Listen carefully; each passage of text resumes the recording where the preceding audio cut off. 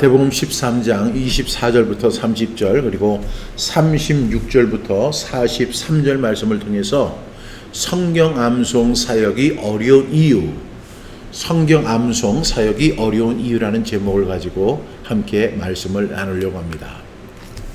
우리가 지난주에는 마태복음 13장 18절부터 23절을 배경으로 성경 암송을 계속해야 하는 이유라는 제목으로 말씀을 드렸습니다.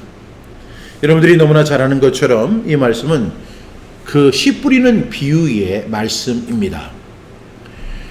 여러분, 우리가 성경 암송을 왜 계속해야 할까요? 그것은 이 성경 암송이 어떤 일이냐면 계속 씨를 뿌리는 일이기 때문에 그렇습니다.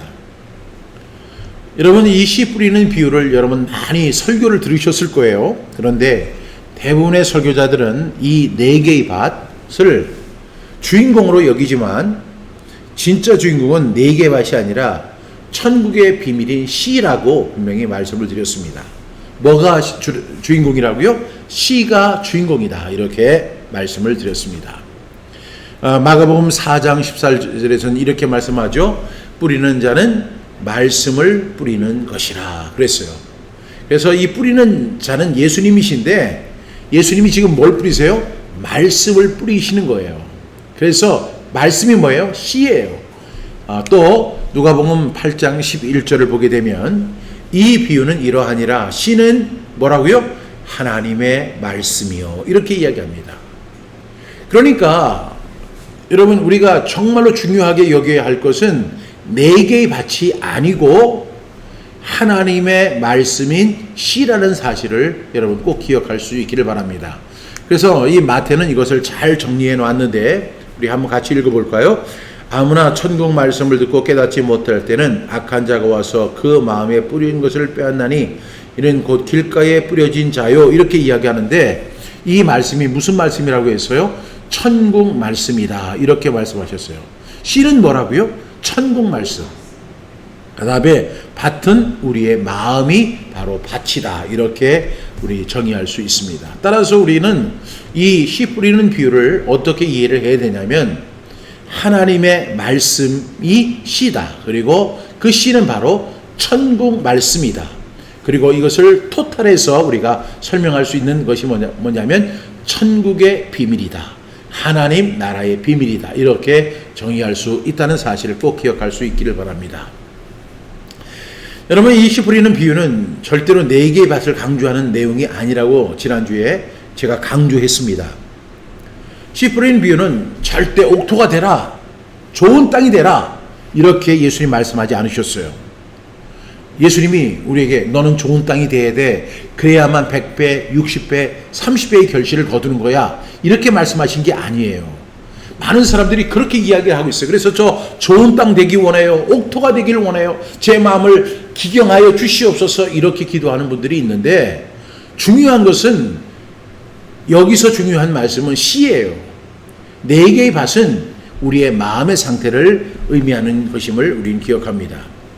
그래서 이 네 개의 밭은 우리 마음의 상태를 말할 수 있는데요, 우리의 마음은 때로는 뭐와 같아요? 길가밭 같아요. 또 때로는 뭐 같아요? 돌밭 같아요. 때로는 뭐 같아요? 가시떨기에 떨어진 그 가시떨기에 있는 그런 밭 같아요. 그래서 우리의 마음은 시시각각 이렇게 변하는 특징이 있습니다. 그 마음이 변한다는 사실을 부정할 사람이 이 세상에 어디에 있겠습니까? 저도 그렇고 여러분의 마음도 다 그렇습니다. 사람의 마음은 어떤다? 변한다. 어떻게 변한다? 시시각각 변한다. 그래서 이 세상에서 정말 믿을 수 없는 것이 뭐라고요? 사람의 마음이다, 이렇게 정의해 볼 수 있습니다. 이 네 개의 밭은 모두 마음의 밭을 의미하고 있습니다. 그런데 우리의 마음의 밭 상태가 때로는 길가가 되고 돌밭이 되고 가시떨기가 되고 그럴 때는 뭐 어떤 결과가 있어요? 아무런 열매가 없다는 사실을 예수님 분명히 말씀하신 거예요. 우리가 아무리 길가밭이 안 되려고 해도, 아무리 돌밭이 안 되려고 해도, 아무리 가시떨기 그 밭이 안 되려고 해도 우리가 이 세상을 살다 보면 그렇게 밖에 되지 못하는 연약함이 우리에게 있어요. 그래서 때로는 말씀을 듣고 기뻐하지만 세상의 염려, 걱정, 경제적인 어려움 뭐 이런 것이 올 때는 막 흔들려 버리는 것이 우리의 마음인 것입니다. 그럴 때는 말씀을 들어도 열매를 맺지 못합니다. 그런데 어느 순간에 우리가 사모하는 마음으로 하나님의 말씀을 들을 때가 있어요. 이럴 때는 100배, 60배, 30배의 결실을 거둔다. 그래서 중요한 것이 씨라는 거예요. 그리고 씨는 뿌려야 한다는 사실을 예수님 말씀하고 있습니다. 언제 어떻게 어떤 방식이 될지 모르지만 씨를 계속 뿌리다 보면 여러분 이게 길가니까 내가 안 뿌리고 돌밭이니까 안 뿌리고 가시떨기 안 뿌리고 이렇게 하고 나는 옥토에만 뿌리겠다. 그렇게 기다렸다가는 아무런 수확을 할 수가 없어요. 그냥 길가밭이든 돌밭이든 그리고 가시떨기 밭이든 그때는 물론 결실이 없지만 그럼에도 불구하고 계속 씨를 뿌리라는 것이 바로 주님의 말씀이라는 것이죠. 그럼 우리는 어떻게 씨를 뿌려야 할까요? 우리가 지속적으로 씨를 뿌리는 방법이 뭘까요? 저는 제가 성경암송 사역을 하다 보니까 지속적으로 씨를 뿌리는 방법, 반복적으로 씨를 뿌리는 방법이 바로 성경암송밖에 없다는 생각이 들어요. 그래서 성경암송이 계속 우리는 성경암송을 계속해야 되는데 여러분 문제는 이 성경암송 사역이 엄청 어렵다는 사실을 여러분 기억하셔야 돼요. 여러분 이 성경암송이 왜 어려울까요? 머리에서 이 가슴까지 내려오는데 엄청난 시간이 걸려요. 하나님의 말씀을 듣고 지식적으로 머리로는 이해하기가 쉬워요. 근데 문제는 가슴으로 깨달아서 열매를 맺는 것은 결코 쉽지 않습니다. 여러분 우리 대한민국에서 미국을 가려면 한 12시간, 13시간이면 갈 수 있어요. 그리고 호주도 12시간 정도 가면 갈 수 있습니다. 그런데 우리나라에서 가장 이렇게 먼 나라가 어디냐면 남미 쪽 국가들이 굉장히 멀어요. 남미를 가려면 경유하는 시간이 엄청 많습니다. 그런데 경유하는 시간을 빼더라도 비행기를 한 3번 정도 갈아타야 되는데 12시간, 12시간, 12시간 정도 이렇게 타야 돼요. 그래가지고 총 36시간의 시간이 걸립니다. 비행시간만 36시간이에요. 여러분 얼마나 멀어요. 그 36시간 비행기를 타고 가려면 얼굴이 퉁퉁 붓고 막 발이 퉁퉁 보여요. 그렇게 힘든 것이 그 남미 가는 일이에요. 그런데 우리가 이 남미를 가는 것은 36시간밖에 걸리지 않지만 머리에서 가슴까지 내려오는 데는 30년이 걸릴 수도 있고 40년이 걸릴 수 있다는 사실을 기억하셔야 돼요. 그래서 우리는 계속해서 씨를 뿌려야 되고 하나님의 말씀을 반복해야 돼요. 여러분 미국의 19세기를 그래서 미국을 변화시켰던 D.L. 무디 목사님이 D.L. 무디가 뭐라고 이야기를 했냐면 우리의 머리에서 가슴까지는 18인치래요. 근데 그것은 세상에서 가장 먼 길이다. 이렇게 이야기를 했습니다. 그러면서 D.L. 무디가 강조한 것이 성경 암송을 해야만 그 길을 빨리 갈 수 있다라고 이야기를 했습니다. 그 길을, 그 머나먼 길을 빨리 가게 하는 것, 30년이 걸릴 수도 있고 40년이 걸릴 수 있는 그 길을 빨리 가게 하는 것이 뭐라고요? 성경 암송이에요. 성경 암송은 굉장히 힘들지만 계속 반복하다 보면 머리에 있는 말씀이 가슴까지 내려오는 거예요. 그래서 이것이 굉장히 어려운 것 같지만 사실은 가장 빠른 길이고 이것이 가장 왕도인 것입니다. 그래서 우리는 계속 반복하고 또 반복하다 보면 그 머릿속에 있던 하나님의 말씀이 마음판에 새겨지는 역사가 일어나게 되고 사람은 마음먹은 대로 일을 감당할 수 있는 거예요. 그래서 마음에 악한 마음이 있으면 악한 사람 되는 거고 선한 마음이 있으면 선한 사람이 되는 것이고 세상에 정보가 담겨져 있으면 세상 사람 되는 것이고 하나님의 말씀이 담겨져 있으면 하나님의 사람이 될 줄로 믿습니다. 그래서 저는 지난주에 성경 암송을 계속해야 하는 이유에 대해서 제가 말씀을 드렸습니다. 그런데 오늘은 성경 암송을 하는 것이 어려운 이유에 대해서 말씀을 드립니다. 제가 지난 2012년부터 성경 암송 사역을 시작해서 올해가 2024년이니까 횟수로 13년이 됐습니다. 13년 동안 제가 이 성경 암송 사역을 저는 한눈 팔지 않고 지금까지 계속 진행해 왔습니다. 근데 제가 지금까지 느낀 감정은 뭐냐면 하나님의 은혜지만 정말로 그 사역의 시간은 어려웠다라고 제가 고백하지 않을 수가 없습니다. 그런데 제가 어렵다 이렇게 얘기하면 사람들은 다 무슨 생각을 해요? 성경 암송하는 게 어렵고 경제적으로 성경 암송학교가 어려울 거야 이렇게 생각만 하지만 전 육체적으로도 어려웠고 또한 경제적으로도 어려웠고 또한 상황적으로도 어려운 점이 있었지만 이것만이 아니에요. 뭐가 있었냐면 영적인 싸움 때문에 어려웠습니다. 여러분 성경 암송 사역, 말씀 사역은요, 이것을 회방하는 악한 세력이 있어요. 원수가 있어요. 예수님은 오늘 본문을 통해서 이 말씀을 분명하게 하시는 거예요. 우리가 하나님의 말씀을 증거하고 성경 암송합시다. 그 성경 암송이라고 하는 것은 하나의 방법이지만 그 성경 암송을 하는 과정 속에 있다 보면 또한 태필린 복음을 선포하다 보면 한 번도 겪지 않았던 그런 악한 영들의 해방이 있다는 사실을 많이 사람들이 느낍니다. 어떤 사람들이 태필린 복음을 선포하다가 막 그 악한 사탄들이 막 공격해 들어오는 것을 알고 아이고 무서워요 이렇게 이야기하시는 분들이 있어요. 그럴 때는 어떻게 해야 돼요? 더 담대하게 하라는 거예요. 지금 이 악한 마귀는 뭘 하느냐 하면 발악을 하는 거거든요. 그 발악하는 마귀 앞에서 내가 무서워서 벌벌 떨면 되겠어요? 안 되겠어요? 안 돼요. 우리는 더 담대하게 하나님의 말씀을 암송하고 계속 씨를 뿌려야 돼요. 예수님은 오늘 이 말씀을 분명하게 말씀하고 계시는 겁니다.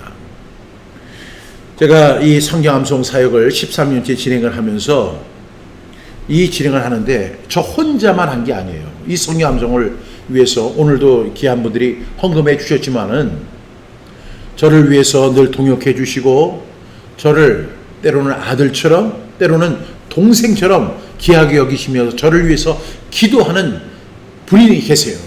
여러분들이 기도해 주시는데 특별히 저를 아들처럼 그리고 동생처럼 저를 위해서 기도해 주시는 귀한 분이 있어요. 근데 그분이 이렇게 기도를 한다고 그래요. 저 박 목사님이 유명해지지 않게 해주세요. 이렇게 기도를 한대요. 근데 제가 그 분의 기도 내용을 듣고 가슴에 뭘 퍽 한 대 맞은 그런 정말로 놀라운 기도 내용이에요. 제가 이 박종신 목사가 좀 유명해지면 저는 이런 생각도 했거든요. 성경 암송에 대해서 더 많이 알 수도 있고 또한 재정적으로도 더 여유가 생길 수도 있고 그리고 더 많은 사람들에게 성경 암송의 중요성을 내가 이렇게 설명할 수 있지 않겠는가 이런 생각을 했어요. 제가 좀 더 유명해지면 좋지 않겠는가. 또 제가 기독교 TV 또한 다니엘 기도회 이런 데 나가서 성경 암송에 대해서 이야기하면 성경 암송에 대해서 미처 몰랐던 사람들이 성경 암송해야 되겠다 이런 도전을 받는 그런 것이 좋지 않을까 이런 생각을 했던 적도 있습니다. 그런데요, 그분이 저를 위해서 그렇게 기도하시는 이유를 제가 두 가지로 추정해 봤어요. 첫 번째는 제가 유명해지는 것은 좋지만 성경 암송 사역이 순전한 하나님의 말씀을 증거하는데 그것이 그 자체가 방해가 될 수 있기 때문에 그래요. 여러분 알다시피 성경 암송은 고독한 길이에요. 그리고 힘든 일이에요. 사람들이 순간적으로 박 목사가 유명해가지고 여러분 성경 암송 이렇게 하십시오 하면 은혜 받을 수 있고 결단할 수 있지만 정말로 중요한 것은 이 순전한 말씀을 지켜나가는 거 결코 쉽지 않은데 이 사역에 해방을 받을 수 있기 때문에 그렇습니다. 또 제 자신을 놓고 볼 때도 그래요. 박종신 목사가 유명해지면 제가 분수도 모르고 성경 암송 대신 엉뚱한 거 열심히 할 수도 있어요. 그래서 제가 그분의 기도하는 내용이 100% 공감이 가는 거예요. 그리고 요즘에 제가 사역 초반에는 제가 좀 더 유명해졌으면 좋겠다 이런 생각을 했던 적도 있지만 지금은요 이 기도가 얼마나 귀한 기도인지를 알고 저도 이렇게 기도를 하고 있어요. 하나님 저 유명한 사람 되지 않게 해주세요. 이렇게 기도합니다. 하나님 박 목사가 유명한 사람 되지 않게 해주세요. 박 목사는 알려지지 않아도 성경 암송만 알려지면 좋겠습니다. 이것이 저의 솔직한 마음이에요. 두 번째는요, 제가 무명이지만 이 귀한 사명 끝까지 감당할 수 있도록 도와주세요. 저 이렇게 기도해요. 박 목사가 유명해지지 않도록 주님 도와주세요. 또 하나는 제가 무명이지만 이 사역을 끝까지 감당할 수 있도록 도와주세요. 저 이렇게 기도하고 있습니다. 왜 그럴까요? 여러분, 제가 유명해지면 성경 암송을 해방하는 세력, 원수의 공격 앞에 쉽게 무너질 수 있기 때문에 그렇습니다. 오늘도 이 원수 마귀는요, 호시탐탐 박종신 목사를 노리고 있어요. 그러다가 저를 무너뜨리면 어떻게든지, 그거 박종신 봐라, 성경 암송 한다고 하더니, 성경 암송 좀 한다고 하더니 저 까불더니 넘어지는 거 봐라. 얼마든지 그럴 수가 있다는 거예요. 왜냐하면 이 속에는 분명한 영적인 싸움이 있어요. 박종신 하나 무너뜨리는 것이 문제가 아니라 박종신이 무너짐으로 인해서 그가 했던 그 사역들, 하나님의 말씀이 훼손당할 수 있기 때문에 그렇습니다. 그래서 오늘 우리 마태복음 13장 28절을 함께 읽어봐요. 시작. 주인이 이르되 원수가 이렇게 하였구나. 여러분, 원수는 계속해서 이렇게 우리를 무너뜨리려고 하고 있습니다. 우리 에베소 6장 12절 말씀 함께 읽겠습니다. 시작. 우리의 씨름은 혈과 육을 상대하는 것이 아니요 통치자들과 권세들과 이 어둠의 세상 주관자들과 하늘에 있는 악의 영을 상대함이라. 이렇게 이야기하고 있거든요. 여러분, 우리가 사람을 상대해서 싸우는 게 아니에요. 통치자들과 권세들과 이 어둠의 세상 주관자들과 악의 영들을 상대하는 거예요. 이 하나님의 말씀을, 그 성경 암송 사역하는 거, 말씀 사역하는 게 바로 이런 것입니다. 그래서 이 에베소 6장 11절에서 하나님의 전신갑주를 입으라고 말씀하고 있는 것입니다. 그럼 오늘 본문을 통해서 우리의 성경 암송 사역의 어려운 이유를 우리가 한 절 한 절 살펴보는 시간이 될 수 있으면 좋겠습니다. 성경 암송 사역이 어려운 이유는 성경 암송 사역이 좋은 씨를 뿌리는 사역이기 때문에 어렵습니다. 우리 한번 24절 말씀 같이 읽겠습니다. 시작. 예수께서 그들 앞에 또 비유를 들어 이르시되 천국은 좋은 씨를 제밭에 뿌린 사람과 같으니. 여러분, 이 말씀을 보면 상당히 긍정적이에요. 왜? 지금 이 예수님께서 또 비유를 들어 설명을 하시는데 천국은 뭐와 같냐 이렇게 이야기하면서 좋은 씨를 남의 밭이 아닌 자기 밭에 뿌린 사람과 같다. 여러분, 사람들이 씨를 뿌리는데 남의 밭에 뿌리지 않아요. 자기 밭에 뿌립니다. 그런데 이것을 예수님은 어떻게 묘사를 했냐면 천국은 좋은 씨를 뿌리는 자기 밭에 뿌린 사람과 같다 이렇게 말씀하고 계세요. 여러분, 이 말씀만 놓고 보면 상황이 굉장히 긍정적인 것 같습니다. 그런데 좋은 씨를 제 밭에 뿌리는 것은 분명히 좋은 일이죠. 그런데 많은 사람들이 그것만 생각하면 안 돼요. 좋은 결과가 있을 거라고 생각하는 거, 여러분, 꼭 그렇지 않다는 거예요. 좋은 씨를 뿌리는 일은 분명히 좋은 일이지만 좋은 결과가 있을 것이라고 생각하지만 그렇지 않을 수 있다는 사실을 우리가 기억해야 돼요. 과연 그럴까요? 우리가 그 이유를 알아야 되는데, 우리가 이 천국은 마치 씨를 어디에 제밭에 뿌린 사람과 같다 이렇게 말씀하고 있잖아요. 근데 그것을 회방하는 원수 사탄의 역사가 있다는 사실을 예수님께서 분명히 말씀하고 있다는 거예요. 우리 25절 말씀 함께 읽겠습니다. 시작. 사람들이 잘 때에 그 원수가 와서 곡식 가운데 가라지를 덧뿌리고 갔더니, 이렇게 이야기합니다.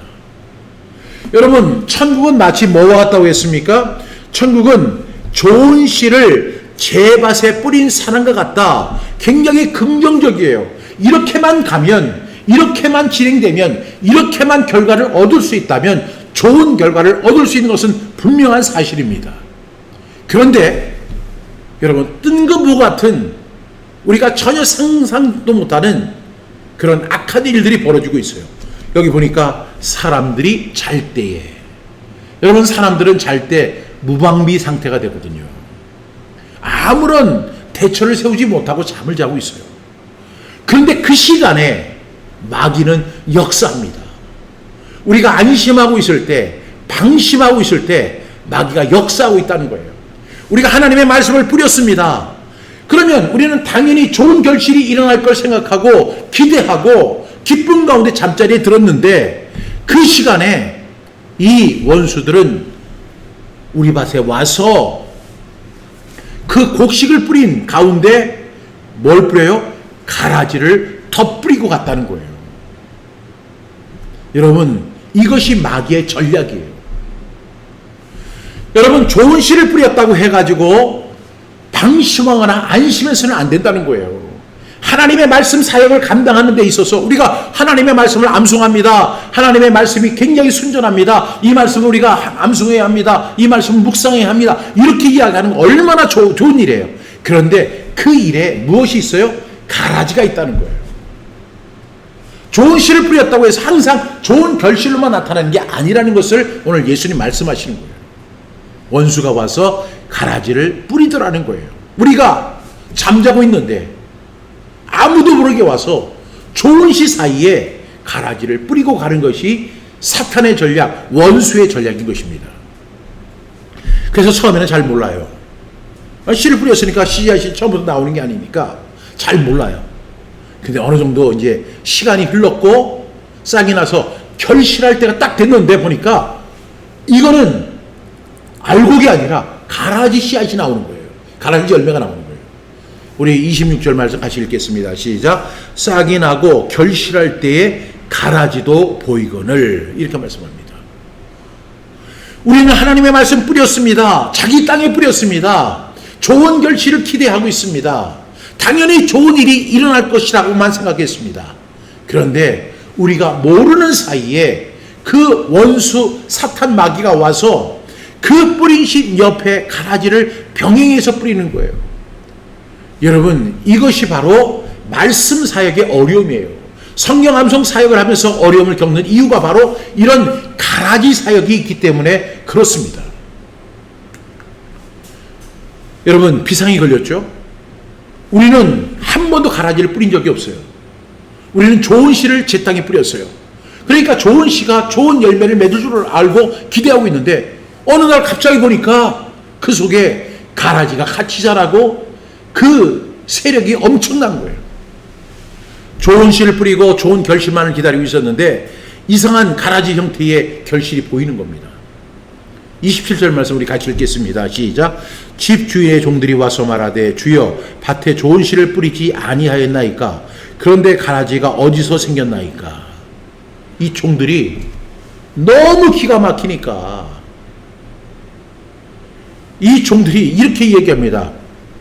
그 집 주인의 종들이 와서 말을 하기를 우리가 분명히 씨를 뿌렸는데 좋은 씨를 뿌렸습니다. 근데 지금 좋은 씨만 하는 게 아니라 거기에 가라지가 같이 자라고 있습니다. 이거 어디서 생긴 겁니까?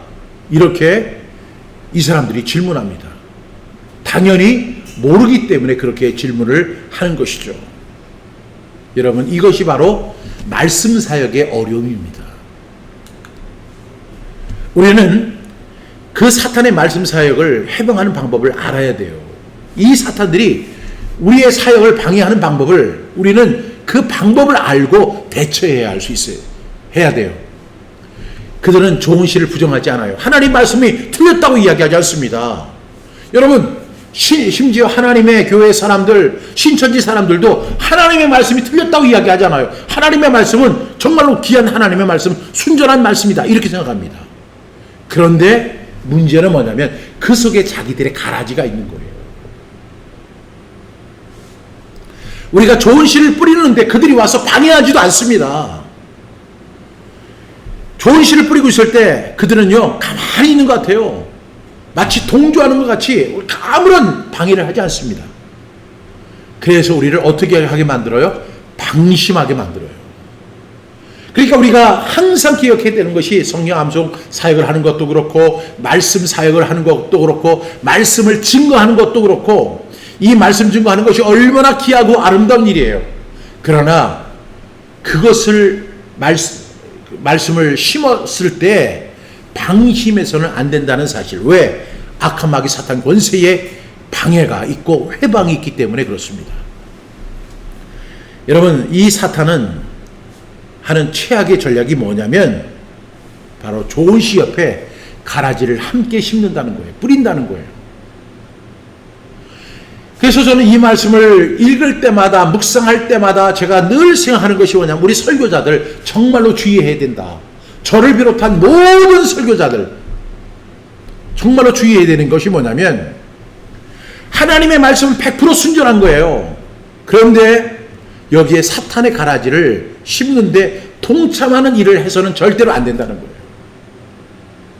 우리 다음 말씀 한번 읽어볼까요? 고린도후서 2장 17절 말씀 시작. 우리는 수많은 사람들처럼 하나님의 말씀을 혼잡하게 하지 아니하고 곧 순전함으로 곧 하나님께 받은 것 같이 하나님 앞에서와 그리스도 안에서 말하노라.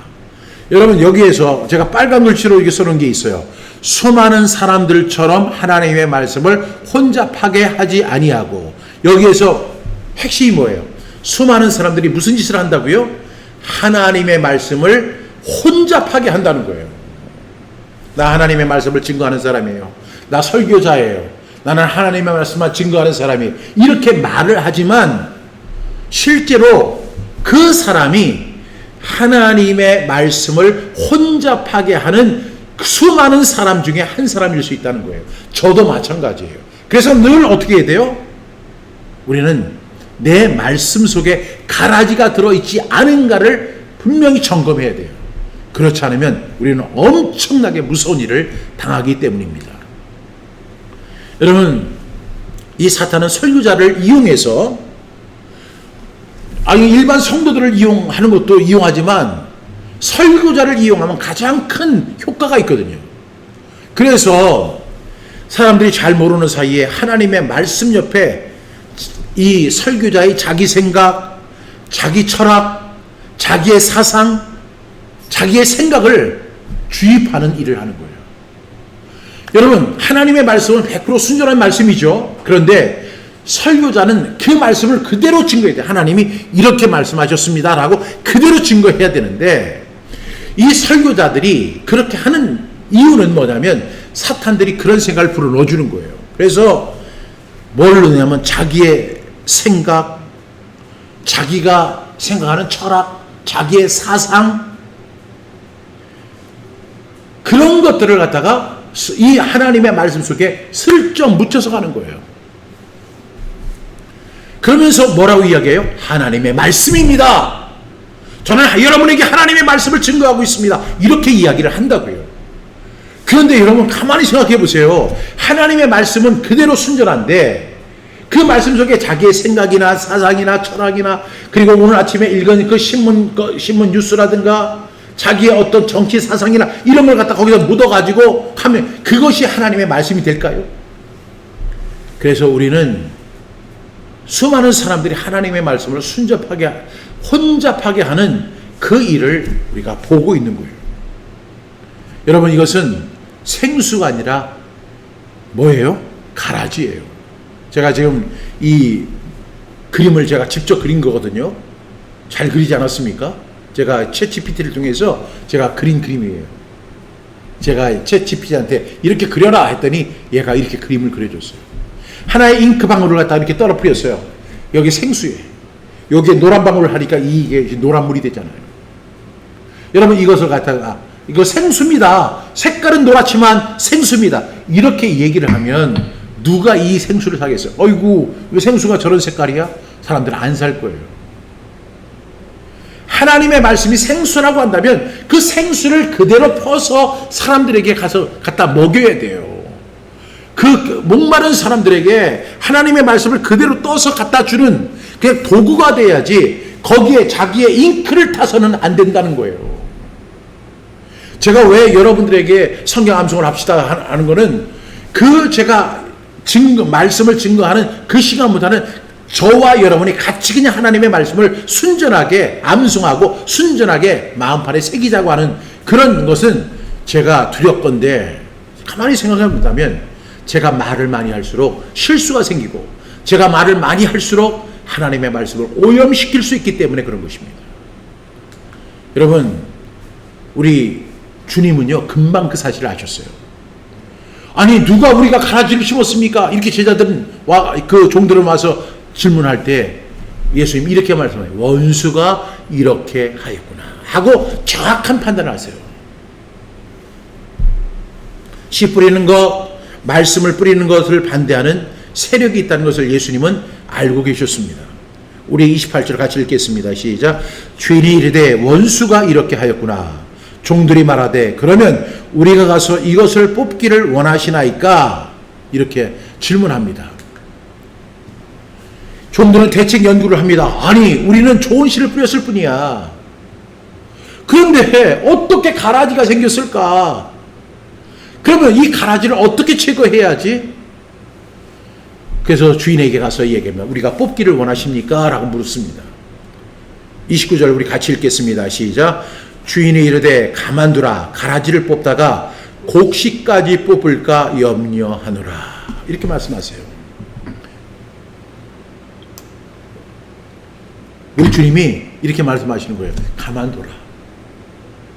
괜히 가라지 뽑다가 곡식까지 뽑는 일이 생길 테니까 내버려둬라. 여러분, 수많은 목회자들이 오해하고 있어요. 내가 하나님의 말씀을 순전하게 증거하지 않아도 내가 지금 어떤 어려움이 오거나 어떤 심판을 받지 않으니까 안심하고 있을 수가 있습니다. 여러분, 조심하셔야 돼요. 하나님의 말씀 씨를 가라지와 함께 심는 사역들은, 그런 사람들은 반드시 심판받습니다. 하나님이 먼저 거두어 불사를 것이라고 경고하셨습니다. 오늘 30절 말씀 우리 같이 읽겠습니다. 시작. 둘 다 추수 때까지 함께 자라게 두라. 추수 때에 내가 추수꾼들에게 말하기를 가라지는 먼저 거두어 불사르게 단으로 묶고 그 다음에 곡식은 모아 내 곡간에 넣으리라 하리라. 우리 주님 말씀하시는 거예요. 가라지를 어떻게 할 거냐면 먼저 거두어서 불사르게 단으로 묶는다는 거예요. 이건 불사를 것을 예수님 말씀하고 계십니다. 우리 주님의 성품은요, 인자한 분이에요. 하나님의 성품은 기다리시는 거예요. 그러나 결과가 됐을 때는 그 결과에 대해서 너무 냉정하세요. 그리고 무섭게 심판하시는 분임을 우리가 꼭 기억할 수 있기를 바랍니다. 여러분, 이 설교자들은요, 가짜 말씀을 증거하면 절대로 안 돼요. 자기의 생각이나 자기의 사상이나 자기의 철학이나 자기의 어떤 그 정치관을 설교해서는 안 돼요. 그런 것을 하나님 용서하지 않으세요. 하나님의 말씀을 그대로 떠서 사람들에게 먹이는 도구의 역할을 해야지, 거기에 잉크를 타는 역할을 절대로 하면 안 돼요. 하나님 앞에 반드시 심판받습니다. 하나님 그냥 두지 않으신다고 말씀합니다. 우리 무서운 형벌 받는다고 말씀하고 있죠. 우리 오늘 41절부터 42절 말씀 같이 읽겠습니다. 시작. 인자가 그 천사들을 보내리니 그들이 그 나라에서 모든 넘어지게 하는 것과 또 불법을 행하는 자들을 거두어내어. 하나님이 이 거짓 선지자들, 가짜 선지자들, 가짜 설교를 하는 사람들을 어떻게 한다고 했어요? 천사들을 보내서 그 나라에서, 이 천국 나라에서 모든 넘어지게 하는 것들, 가짜 말씀 증거해서 또 불법을 행하는 자들을 거두어내요. 그 다음에 42절 시작. 풀무불에 던져 넣으리니 거기서 울며 이를 갈게 되리라. 이 말씀은 가짜 설교자들에게 하시는 말씀인데, 이 말씀을 제가 지금 이렇게 여러분들에게 증거하고 있잖아요. 저 자신도 두려운 거예요. 왜? 저도 가짜 말씀을 증거하는 사람이 돼서는 안 되기 때문에.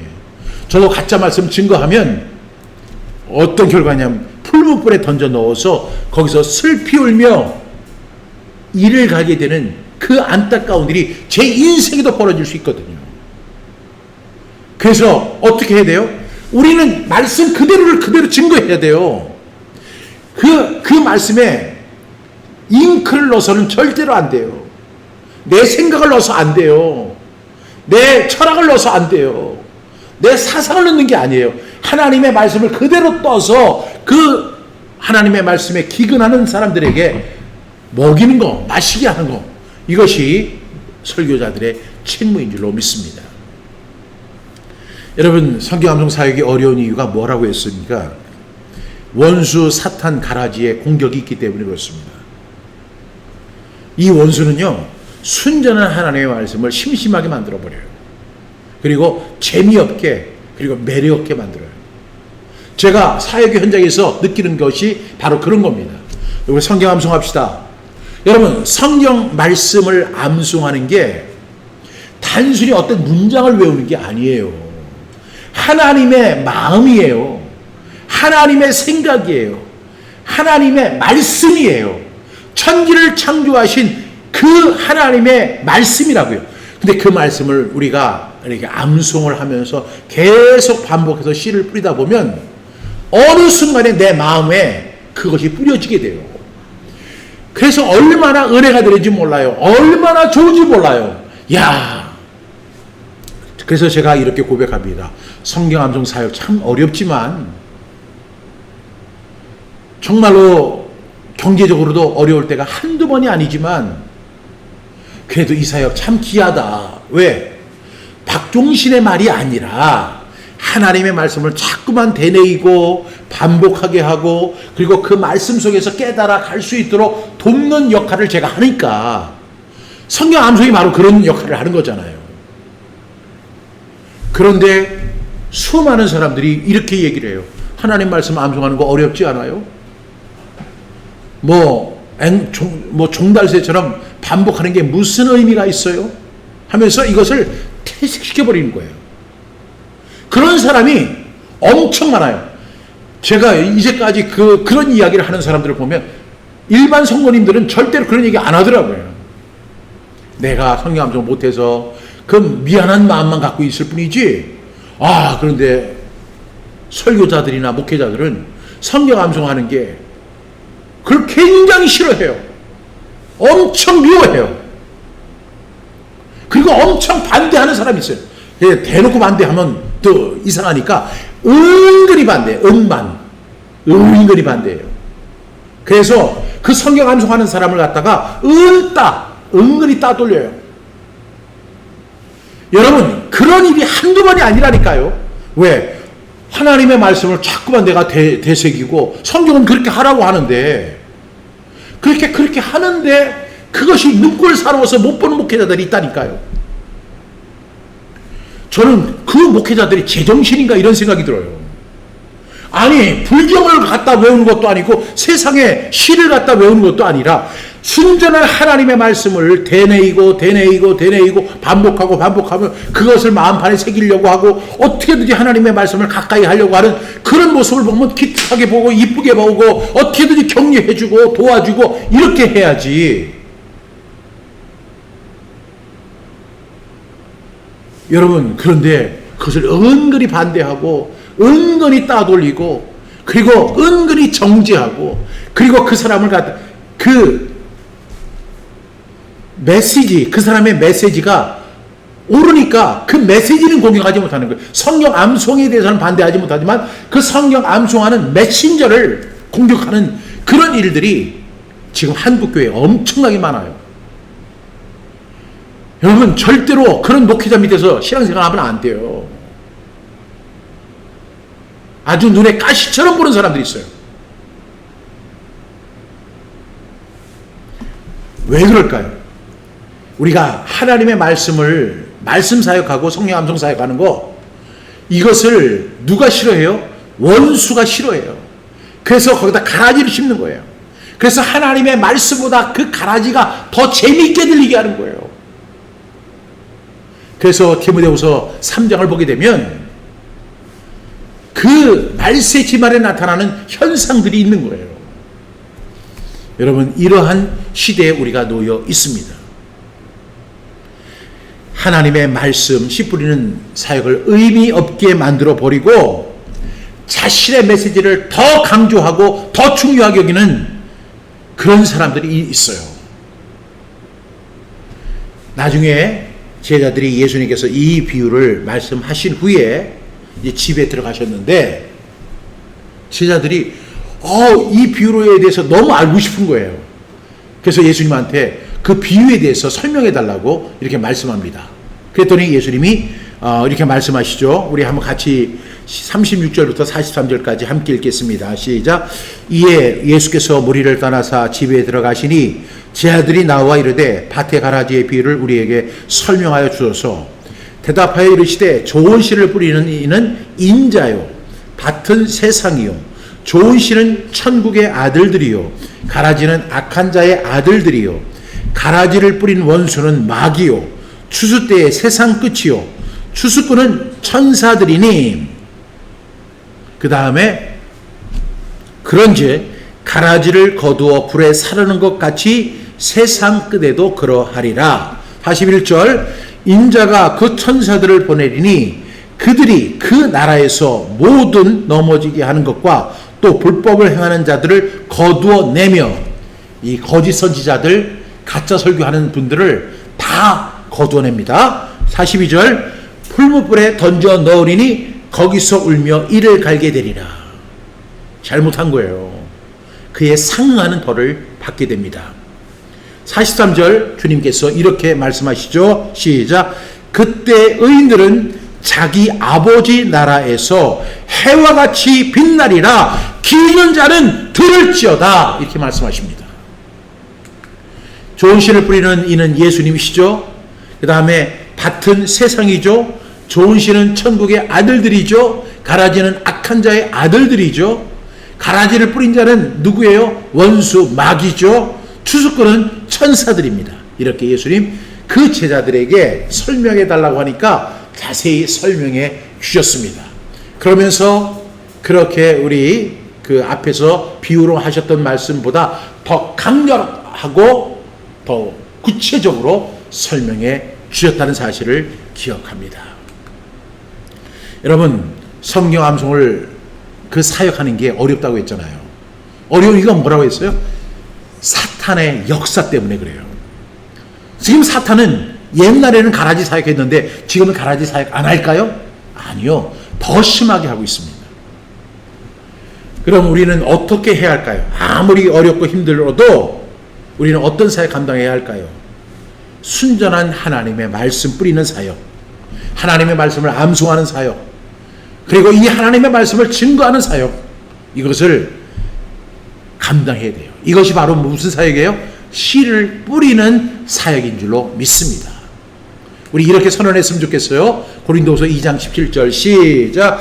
우리는 수많은 사람들처럼 하나님의 말씀을 혼잡하게 하지 아니하고, 이제 지금부터 우리가 해야 할 일입니다. 시작. 그 순전함으로 하나님께 받은 것 같이 하나님 앞에서와 그리스도 안에서 말하노라. 아멘.